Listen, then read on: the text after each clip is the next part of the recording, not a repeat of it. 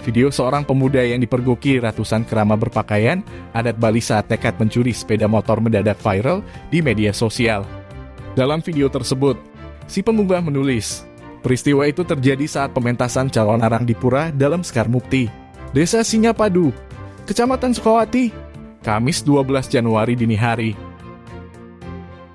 Pantauan di lapangan, pengunggah video itu juga menulis bahwa pelaku sebenarnya berjumlah 2 orang, namun 1 orang berhasil kabur. 1 pelaku yang diringkus pacalang diamankan ke Mapolsek Sukawati beserta barang bukti berupa sepeda motor Yamaha NMAX. Menurut salah seorang sumber di lapangan, peristiwa terjadi sekitar pukul 3 WITA. Ketika itu kerama yang hendak menonton calon arang di Pura dalam Sekar Mukti curiga melihat gelagat 2 orang pemuda menuntun sepeda motor Yamaha NMAX. 2 pemuda ini diberhentikan dan diinterogasi, tetapi 1 orang kabur. Pecalang bersama Babin Kamtibmas Desa Singapadu langsung mengamankan pelaku beserta barang bukti ke Polsek Sukawati. Menurut informasi, pelaku mengaku mencuri sepeda motor di daerah Ubud, lalu melintas di TKP, bukan mencuri sepeda motor pamedek yang menonton calon arang.